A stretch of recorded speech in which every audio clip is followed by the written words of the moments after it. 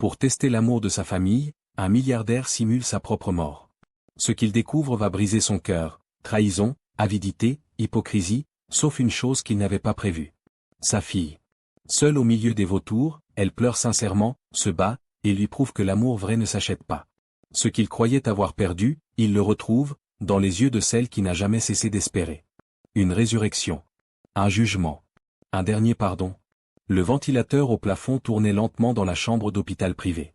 La lumière tamisée caressait les murs couleur ivoire. L'atmosphère était paisible, trop paisible. Allongé sur le lit médicalisé, Halim Diao, 62 ans, milliardaire discret et fondateur d'un empire du BTP, fixait le plafond. Son visage portait les marques de la fatigue, mais son regard restait vif. Ce jour-là, il avait décidé de mourir, aux yeux du monde. Halim, à voix basse, à lui-même. Le monde aime les morts plus que les vivants. On pleure mieux un héritage qu'un homme. Une silhouette entre discrètement. C'est Maître Diouf, notaire de famille depuis 20 ans. Il tient une enveloppe scellée et une tablette. Maître Diouf. Tout est prêt. Le certificat médical a été signé. Le médecin a compris le jeu. Il est payé pour se taire. Il hésite, le regard inquiet. Mais, êtes-vous vraiment certain de vouloir aller jusqu'au bout, Halim? Halim, ferme. J'ai vu l'amour s'évaporer, maître. J'ai vu Aïssata détourner le regard quand je toussais. J'ai vu mes frères compter mes silences comme des jours de faim. Je veux savoir, qui m'aime encore quand je ne vaux plus rien. Il appuie sur un bouton de la tablette. Des images de sa villa apparaissent. Caméras cachées, micros intégrés, toute la maison est sous surveillance. Halim.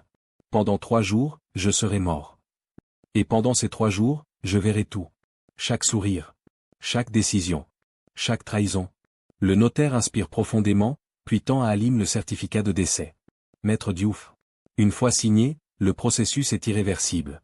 Tout le monde pensera que vous êtes parti. Même votre fille. Halim prend une profonde inspiration. Son regard se voile. Il pense à Mariama, sa fille unique, douce, rêveuse, et tellement différente de sa mère. Il signe. Halim. Si elle m'aime, elle pleurera. Si elle ne m'aime pas, elle héritera. Mais elle, je veux savoir. Je dois savoir. Le notaire glisse le document dans son porte-document. Puis, après un silence. Maître Diouf. Et si, vous n'aimiez pas ce que vous découvrez? Halim sourit tristement. Halim. Alors, j'aurais enterré ma confiance en vie. Et j'écrirai un testament de vérité. Fondu lent. L'écran devient noir. Une date s'affiche en lettres blanches. La mort d'Halim Diao. On entend une sonnerie de téléphone. Voix hors champ, secrétaire. Madame Aïssata Diao? Votre mari est décédé ce matin à 7h43. Silence glacial. Aucun cri. Aucun mot. Juste, un souffle long. Puis un clic, appel terminé. La caméra zoome sur un miroir. Aïssata, la cinquantaine élégante, regarde son reflet. Elle essuie une larme qui n'existe pas. Elle remet son rouge à lèvres. Puis décroche son téléphone avec calme. Aïssata. Dites aux avocats de venir. Il faut organiser les funérailles. Et les affaires. Les larmes ou l'héritage. La villa Diao, immense et silencieuse, semblait avoir perdu son souffle. Les rideaux étaient tirés. L'air sentait la fleur séchée et le mobilier ciré. On aurait dit une maison déjà en deuil. Et pourtant, aucune larme n'avait encore coulé. Dans le salon principal, Aïssata, toujours parfaitement maquillée, tournait en rond. Elle portait une robe noire moulante, trop élégante pour une veuve. Autour d'elle, 3 domestiques faisaient semblant d'être tristes, les yeux baissés, mais observaient du coin de l'œil. Aïssata, sèche. Éteignez la clim. J'ai horreur que l'air soit glacial quand il n'y a plus personne pour le respirer. Un téléphone sonne. Elle répond immédiatement. Aïssata. Oui, maître Diallo? Très bien. Transférez tout sur le compte central. Je m'occupe de la redistribution plus tard. Non. Pas besoin d'attendre les funérailles. Elle raccroche. Puis se tourne vers la gouvernante. Aïssata. Mettez la grande table. Ce soir, on dîne en famille. Et qu'on ouvre la meilleure bouteille. Qu'on célèbre son héritage. La gouvernante recule, choquée. Elle n'ose pas répondre. Gouvernante, hésitante. Mais, madame, vous ne souhaitez pas qu'on organise une veillée, comme il aurait voulu? Aïssata, d'un ton tranchant. Ce qu'il voulait, c'était vivre éternellement. Il n'a pas réussi. On fait à ma manière. Elle monte les escaliers en silence. À l'étage, une porte claque, celle de Mariama. Chambre de Mariama. Assise sur son lit, Mariama, les yeux gonflés de chagrin, serre contre elle un foulard appartenant à son père. Sur la table, une photo d'eux deux à la plage, quand elle avait 10 ans. Mariama, chuchotant. Pourquoi t'es parti sans me dire au revoir? Tu savais que maman ne t'aimait plus, mais tu partais toujours en la protégeant. Elle ouvre un cahier. Écrit une lettre, à voix haute. Mariama. Papa, aujourd'hui j'ai vu ta chaise vide au salon.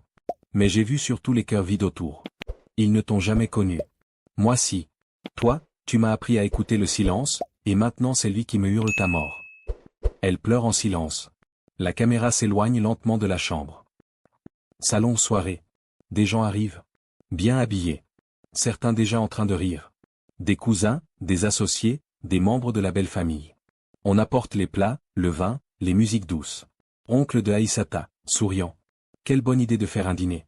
Un mort comme lui aurait adoré ça. Aïssata, avec un faux air triste. Il n'aimait pas les pleurs. Il aimait l'ordre et l'élégance. Un cousin s'approche. Cousin. Et le testament? Tu penses qu'il a tout laissé à Mariama? Aïssata, calme, glaciale. Je suis sa femme. J'ai porté son nom. J'ai géré ses silences. J'aurai, ce qui me revient. Caméra discrète dans un coin. Halim, dans une pièce secrète, regarde la scène à travers un écran. Il ne dit rien. Mais ses yeux brillent. Halim, à lui-même. L'héritage d'un homme, révèle le cœur des vivants. La villa est baignée d'une lumière chaude, tamisée. Le long couloir menant à la salle à manger est tapissé de portraits d'Halim, souriant, en costume, aux côtés de chefs d'État. Mais ce soir, aucun regard ne se lève vers lui. Dans la salle à manger, une table royale est dressée. Serviettes pliées en éventail, couverts en argent, chandeliers allumés. On entend des éclats de voix, des rires feutrés, des verres qui s'entrechoquent. Invité 1. Franchement, Halim a eu une belle vie. S'il avait su que son départ serait aussi stylé, il serait mort plus tôt. Invité 2. Rire gras, tu parles. Il aurait organisé sa propre mort s'il avait su qu'on allait ouvrir les meilleurs crus. Aïssata, debout en bout de table, élève sa coupe de champagne. Aïssata. À Halim Diao. Un homme puissant. Silencieux. Mystérieux, et généreux. Que la terre lui soit légère, mais que son héritage soit fluide. Rire dans l'assemblée. Elle boit, le regard glacial. Coulisses pièce secrète. Halim regarde la scène sur écran, dans sa chambre camouflée. À côté de lui, Maître Diouf baisse les yeux, gêné. Halim. Elle trinque à ma mort comme à une promotion. Elle a même remis sa bague de fiançailles, celle qu'elle avait jetée il y a 2 ans. Maître Diouf. Peut-être qu'elle est sous le choc? Les gens réagissent parfois étrangement face à la douleur. Halim, amer. Il n'y a pas de douleur dans ses yeux. Juste l'excitation d'une femme libre, et riche. Chambre de Mariama. Mariama n'est pas descendue. Elle est assise dans l'ombre, une bougie devant elle. Elle tient une vieille lettre de son père, écrite lors de son 16e anniversaire. Voix de Mariama, lecture à haute voix.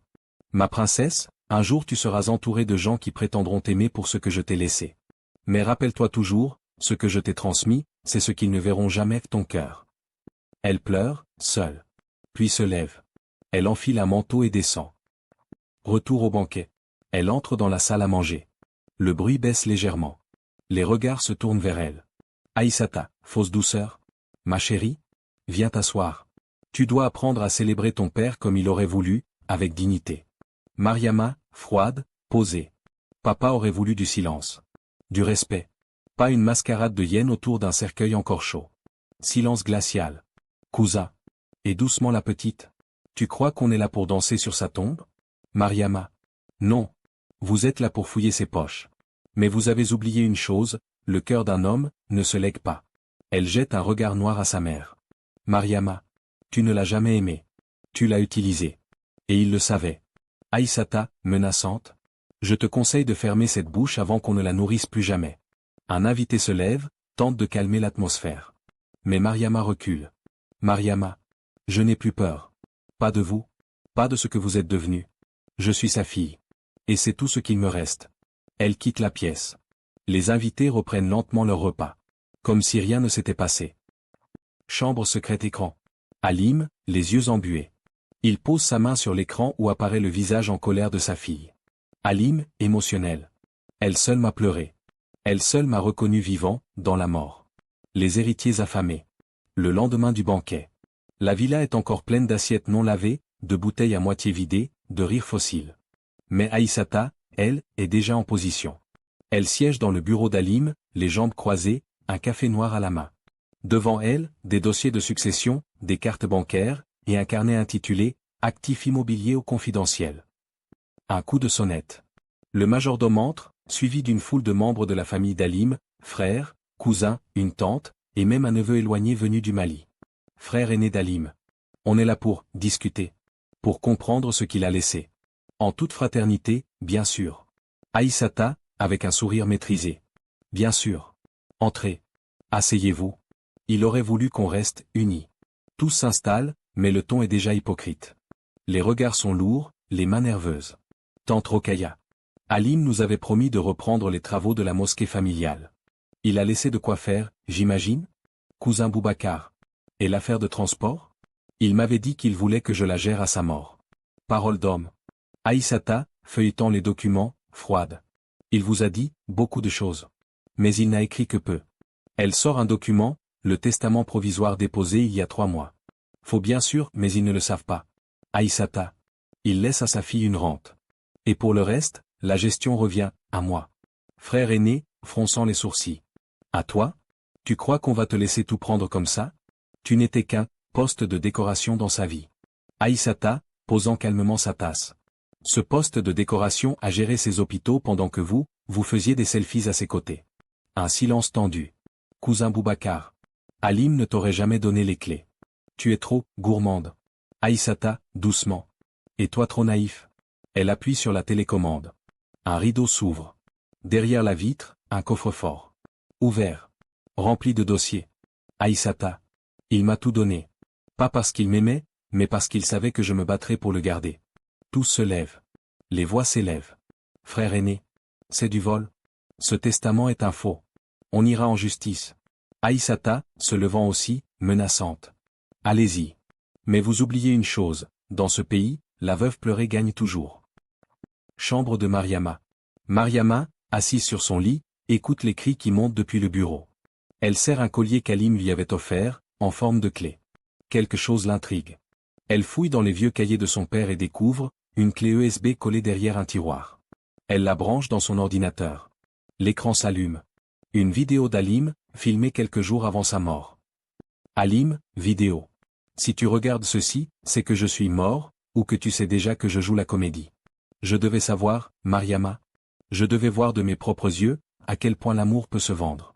Elle étouffe un cri. Ses mains tremblent. Mariama. Papa, tu es vivant? Halim regarde tout. Écoute les discussions. Et dans un petit carnet, il note. Rokhaya mensonge sur la mosquée. Boubacar, avidité plus tentative d'intimidation. Aïssata, contrôle total. Zéro compassion. Il ferme le carnet. Soupire. Halim. Ils sont venus comme des loups. Je vais leur offrir un loup, déguisé en juge. Mariama découvre la vérité. Nuit. La chambre de Mariama est plongée dans une lumière bleutée. La vidéo de son père tourne encore. Halim apparaît à l'écran, l'air grave, la voix basse, presque cassée par l'émotion. Halim, sur la vidéo. Mariama. Si tu regardes ceci, c'est que le mensonge que j'ai semé a germé. J'ai faim la mort pour voir la vérité. Pas la tienne. Celle des autres. Mais si c'est toi qui trouves cette vidéo, alors, il reste une lumière dans cette maison. Mariama fixe l'écran, la main tremblante. Elle met pause. Puis rejoue. Halim. J'ai tout filmé. Tout enregistré. Ta mère, mes frères, mes amis.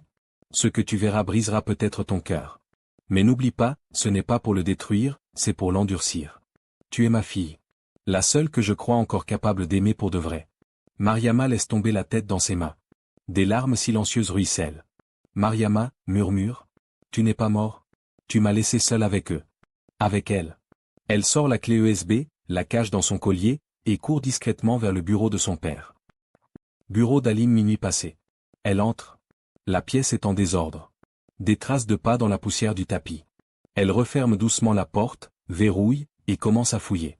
Sous une pile de dossiers, elle découvre une enveloppe noire scellée. Écrit à la main, à ouvrir seulement si ton cœur a survécu. Elle hésite. L'ouvre. Un papier. Une carte. Et une adresse. Chambre 13 aux résidences Handikébé, Mariama, à voix haute. C'est là que tu te caches, hein? Papa. Elle fronce les sourcils. Puis lève les yeux vers le grand portrait d'Halim au mur. Elle murmure. Mariama. Tu m'as appris à ne jamais fuir. Alors j'arrive. Sous-sol résidence Handikébé. Le bâtiment est discret, presque cachée dans un quartier désert de la ville. Elle entre, seule, la nuit tombée. Une vieille femme à l'accueil lui demande. « Vieille dame. Chambre 13 ? C'est pour voir le patient silencieux ?» Mariama hoche la tête. La vieille lui tend une clé. « Vieille dame. Il ne reçoit jamais personne. » Mais il sourit quand il regarde sa montre à minuit. Mariama monte, descend, hésite. Arrivée devant la porte 13, elle frappe, rien. Puis entre. Halim est assis dans un fauteuil. Il ne dort pas. Il regarde une vieille montre. Lorsqu'il lève la tête, il la voit. Halim. Mariama. Mariama reste figée. Le souffle coupé. Les larmes lui montent instantanément. Mariama, voix brisée. Tu es vivant. Il se lève lentement. S'approche d'elle. Elle recule d'un pas. Mariama. Tu m'as fait croire que j'étais orpheline. Tu as regardé tout ça, depuis une cachette. Tu m'as laissé seule au milieu des loups. Halim. Pour savoir si tu étais une brebis ou un phare. Elle s'effondre sur lui, en larmes. Il la serre contre lui. Mariama. J'ai cru devenir folle. J'ai voulu te parler tant de fois. Et toi, tu regardais. Halim, voix basse. Je regardais, pour voir qui restait debout. Tu es resté. Et maintenant, tu dois m'aider à relever la vérité. Ils se regardent. Longtemps. Puis Halim sort une boîte noire. Halim. Voici les preuves. Vidéo. Compte. Témoignage. Ce que ta mère et les autres ont fait, est impardonnable. Mais c'est toi qui décideras quoi en faire. Mariama, sérieuse? Alors on va leur rendre, la justice du vivant. Villa Diao, fin d'après-midi. Un silence inhabituel règne. Aucune domestique. Aucun invité. Juste Aïssata, debout dans la chambre conjugale, en train de refermer une valise noire. À côté d'elle, un homme élégant, beaucoup plus jeune. Kader, son amant, architecte en vue. Kader. J'espère que tu sais ce que tu fais. Une disparition brutale, ça soulève des questions. Aïssata, froide. Halim est déjà mort. La seule chose qui l'empêche de l'être vraiment, c'est son argent. Et je compte bien l'emmener avec moi. Elle sort un petit boîtier métallique de son sac. Dedans, plusieurs clés USB, des documents bancaires, des signatures falsifiées. Kader. Tu as réussi à vider les comptes offshore? Aïssata. Tous. Et les parts dans la société mère sont désormais au nom d'une entreprise écran, au Panama. Elle sourit. Victoire totale. Mais son sourire s'efface quand elle voit Mariama à la porte, immobile. Mariama. Tu fuis, comme une voleuse. Aïssata. Je pars. Nuance. Mariama. Papa est vivant. Silence. Gelé. Kader blêmi. Aïssata reste droite. Pas surprise. Pas même choquée. Aïssata. Il te l'a dit, hein? C'est bien ce vieux lâche. Il n'a pas eu le courage de m'affronter de son vivant, alors il espionne sa propre veuve. Mariama. Tu l'as trahi, maman. Aïssata. Je l'ai supporté. Et tu n'as aucune idée de ce que c'est, d'être marié à un roi sans royaume. J'ai sacrifié ma jeunesse pour ses silences, ses absences, ses maîtresses. Alors oui, je prends ce qu'on me doit. Mariama, émue. Tu voles l'héritage d'un homme que tu n'as jamais aimé. Aïssata, secoue la tête. Et toi, tu crois que l'amour nourrit? Réveille-toi, Mariama. Dans ce monde, on prend. Ou on est pris. Elle tente de passer, la valise à la main. Mais Mariama s'interpose. Mariama. Tu n'iras nulle part. Kader s'avance, tend la main pour écarter la jeune femme. Kader. Laisse-nous passer, Mariama. Ce n'est pas ton combat. Mariama, fixant sa mère. Ce n'est plus un combat. C'est un jugement. Elle appuie sur son téléphone. Un signal sonore se fait entendre. Des bruits de pas dans le couloir. 2 policiers en civil entrent. Un homme et une femme. Badge en main. Inspecteur. Madame Aïssata Diao? Vous êtes en état d'arrestation pour fraude, détournement de biens et tentative de fuite fiscale internationale. Aïssata lâche la valise. Pour la première fois, son masque se fissure. Aïssata. Tu as appelé la police, contre ta propre mère? Mariama, doucement. Je les ai appelés pour protéger mon père. Le vrai. Pas celui que tu as fabriqué avec ton silence. Kader tente de s'enfuir. Il est intercepté. Kader. C'est une erreur. Je ne suis qu'un ami. Je n'ai rien signé. L'inspectrice lui tend un document. Inspectrice. Ceci est votre signature sur une fausse procuration de virement. Vous êtes complice. Félicitations. Chambre secrète quelques minutes plus tard. Halim regarde l'écran. Il voit sa fille debout, droite, digne. Sa femme menottée. Il laisse couler une larme. Halim. Elle a choisi. Elle a choisi le sang, pas l'or. Le retour du mort. Soirée Villa Diao, salon principal. Toute la famille est rassemblée. Ils ont été convoqués par Maître Diouf pour une lecture urgente du testament. Oncles, cousins, belle-famille, même ceux qui s'étaient éclipsés après le décès sont revenus, l'odeur de l'argent leur tenant lieu de deuil. Frère aîné d'Halim. Qu'est-ce que ce vieux notaire a à nous lire maintenant? C'est pas déjà fait? Cousin Boubacar. Ils vont sûrement tout donner à Mariama, ou à l'État. Faut pas les laisser faire. Ils chuchotent, s'agitent, se méfient. Puis la porte s'ouvre. Tout le monde se tourne. Maître Diouf entre, le visage solennel. Il pose une tablette sur la table. Maître Diouf. Merci à tous d'être venus. Ce que je vais vous montrer ce soir ne nécessite pas d'encre ni de timbre officiel, juste des yeux ouverts et des consciences prêtes à saigner. Silence. Maître Diouf lance une vidéo. Sur l'écran, Halim, dans la chambre secrète. Halim, dans la vidéo. Si vous voyez ceci, c'est que j'ai vu, ce que vous êtes. Vous avez dansé sur mon cercueil. Triché, volé, trafiqué mes souvenirs comme mes biens. Mais je suis, vivant. Tout le monde se fige. Voix dans la salle. Quoi?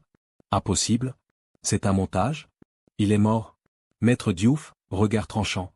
Il est bien vivant. Et il est là. La porte s'ouvre de nouveau. Halim entre. Vêtu d'un boubou sobre, la barbe poivre et sel, droit, le regard plus dur que jamais. Le silence devient suffocant. Aïssata, menottée à l'arrière de la pièce, pâlit. Halim. Alors, qui m'a pleuré? Qui m'a protégé? Qui a trahi? Mariama entre à son tour, à ses côtés. Elle l'aide à s'asseoir. Un père et sa fille, unis, debout face à une armée de vautours. Halim. J'ai vu vos banquets. Vos rires. Vos calculs. J'ai entendu vos mensonges. Et ce soir, je ne suis pas venu reprendre ma place. Je suis venu vous laisser, ce que vous méritez, la vérité. Il sort un dossier. Halim. Détournement de fonds. Faux documents. Tentative de vente d'actifs sans autorisation. Tous enregistrés. Tous archivés. Tous transmis aux autorités. Frère aîné. C'est une mascarade. Tu veux nous humilier? Halim, froid. Non. Vous vous êtes humilié vous-même. J'ai juste branché la caméra. Il se lève. Halim. J'ai décidé de réécrire mon testament. Devant vous. Et cette fois, en direct. Il désigne Mariama. Halim. Elle hérite de tout. Pas parce qu'elle est ma fille, mais parce qu'elle m'a aimé comme un homme. Pas comme une banque. Boubacar se lève, furieux. Boubacar. Tu ne peux pas faire ça. On est ton sang. Halim, regard de feu. Le sang ne vaut rien quand le cœur est pourri. Silence de mort. Il se tourne vers sa fille. La prend dans ses bras. Puis regarde la pièce une dernière fois. Halim. Ceci est ma résurrection. Pas pour revenir, mais pour vous enterrer. Jugement du vivant. Salon de la Villa Diao, nuit tombée. La salle est pleine, mais personne ne parle. Halim, debout, impose le silence par sa seule présence. Derrière lui, un grand écran est installé. Devant lui, tous les proches assis, ou figés debout, incapables de croiser son regard. Halim. J'ai vécu entouré de fantômes déguisés en famille.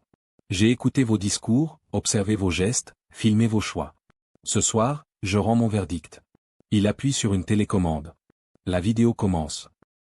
Extrait de la caméra cache montage froid et silencieux. 1. Aïssata, souriante après l'annonce de la mort d'Halim, trinquant avec Kader. 2. Le frère aîné, parlant de tout liquider dès que le vieux sera bien enterré. 3. Rokhaya, riant, s'il savait ce qu'on va faire de sa société. 4. Mariama, seule, en train de pleurer, écrivant dans un carnet, ils ont tué son souvenir avec leur cupidité. Retour en salle. Certains regardent leurs chaussures. D'autres quittent lentement la pièce. Mais Halim continue. Halim. Ce que vous avez trahi n'est pas un homme. C'est une mémoire. Une loyauté. Un nom. Il sort le Nouveau Testament. Tamponné. Officiel. Halim. À ceux qui m'ont trahi, je ne vous donne rien. Ni terre, ni pierre, ni pardon. Il lève les yeux vers Aïssata, toujours encadré par les policiers. Halim. À toi, Aïssata, tu as vendu ma confiance pour des valises. Tu as trahi notre lit, notre histoire. Tu voulais partir avec ce que j'avais, tu repars avec ce que tu es, vide. Il tourne les yeux vers Mariama. Halim. À toi, ma fille. Tu n'as pas juste pleuré ma mort. Tu m'as ramené à la vie. Tu ne reçois pas un héritage. Tu reprends un flambeau. Il lui tend le testament. Elle le prend, les mains tremblantes. Mariama, émue. Je ne veux pas leur vengeance, papa. Je veux juste, que ton nom redevienne propre. Halim, souriant. Alors tu es prête. Tu seras meilleur que moi. Il se retourne vers les invités restants. Halim. Le mort est vivant. Mais vous, vous êtes mort dans mon cœur. Et pour la première fois, je vis sans vous. Il quitte la pièce. La caméra reste sur Mariama, seule au centre du salon, portant un nom désormais plus lourd qu'une fortune, Diao. Les ruines du cœur. Aïssata, centre de détention provisoire, jours plus tard. Un couloir gris. Des néons fatigués. Une porte claque. Aïssata est assise, seule, dans une cellule blanche. Sa perruque retirée. Sans maquillage. Elle regarde le mur. Personne n'est venu la voir. Ni les avocats. Ni sa sœur. Ni même Kader. Un gardien lui tend une lettre. Gardien. Une lettre. Pas de nom. Pas de retour. Juste, ça. Elle l'ouvre. Une simple feuille. Un seul mot écrit à la main. Vide. Elle s'effondre. Ses larmes coulent enfin. Non pas de remords. Mais de solitude absolue. Chez Maître Diouf, Halim est assis face au notaire. Mariama est à côté de lui. Il tient dans ses mains un vieux cadre, une photo de lui et Aïssata, en 1997, sur la plage. Halim. J'ai aimé une femme qui a fini par aimer l'homme, mais jamais le cœur. Maître Diouf. Tu as perdu une épouse. Mais tu as retrouvé ta fille. C'est un solde positif, Halim. Mariama. Elle ne m'a jamais protégé. Elle ne me regardait même pas. Mais je n'arrive pas à la haïr. Halim. Parce que toi, tu sais aimer sans posséder. Il se lève. Prend la main de sa fille. Halim. Il est temps de tout effacer. Et de recommencer. Villa Diao, cour intérieure. Les portraits sont retirés. Les tentures changées. Les documents brûlés dans un petit feu rituel. Mariama plante un arbre dans le jardin. Un baobab jeune. Elle regarde le ciel. Mariama. On reconstruira ici. Mais pas un empire. Un refuge. Kader, en chemise froissée, marche seul. Il entre dans un cybercafé. Tape visa pour Dubaï sur un moteur de recherche. Personne ne veut plus travailler avec lui. Il est devenu un homme sans réputation, sans avenir. Dernière séquence. Salon de nuit. Halim est seul, lisant un ancien cahier. Sur la dernière page. Si je reviens un jour, ce sera pour faire naître ce que j'aurais dû semer, la vérité et le pardon. Il ferme le cahier. S'éteint la lumière. Mais cette fois, ce n'est pas pour disparaître. C'est pour dormir en paix. Le testament final. 3 semaines plus tard, Villa Diao. Le soleil se lève doucement sur la villa rénovée. Les murs ont été repeints. Les photos de famille sont désormais celles de Mariama enfant, de travailleurs de l'entreprise, de vieux employés souriants. La maison a changé de visage. Dans le salon, Mariama lit une lettre à haute voix. Son père n'est pas là. Mais sa voix est dans chaque mot. Mariama, voix tremblante. Si tu lis ceci, Mariama, c'est que mon dernier mot n'a pas besoin d'être entendu, mais compris. Tu as passé l'épreuve. Celle que je n'aurais jamais dû te faire subir. Pardonne-moi. Je n'ai pas voulu tester ton amour, j'ai voulu me convaincre qu'il existait encore quelque part. Elle continue, seule. La caméra tourne autour d'elle. La lettre est manuscrite, l'encre un peu effacée. Tu es mon vrai testament. Pas ce que je laisse, mais ce que je transmets. À toi, je laisse mon nom. Non pas pour qu'il pèse, mais pour qu'il protège. Fais ce que je n'ai pas su faire, vis avec douceur. Aime sans peur. Et pardonne, si ton cœur en est encore capable. Extérieur cimetière familial. Halim est enterré cette fois. Vraiment. Sans cérémonie. À sa demande. Seule Mariama est présente, avec 3 anciens ouvriers de son entreprise. Pas de discours. Pas d'or. Seulement un petit écriteau. Halim Diao, il a fini par vivre en paix. Mariama dépose une enveloppe sur la tombe.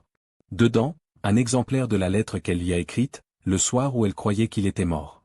Elle pose la main sur la pierre. Mariama. Tu m'as brisé le cœur, papa. Mais tu l'as laissé battre. Et maintenant, il bat pour moi. Quelques mois plus tard. Mariama gère la fondation Diao pour la réinsertion des orphelins.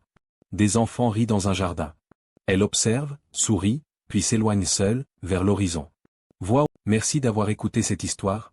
Si elle a touché quelque chose en vous, si elle a réveillé un souvenir, une émotion, ou simplement un peu d'espoir. Abonnez-vous. Pas seulement pour une vidéo de plus. Mais pour continuer ensemble ce voyage à travers des récits oubliés, des vérités humaines, et des silences qui parlent plus fort que les mots. Votre écoute donne vie à ces histoires. Merci d'en faire partie.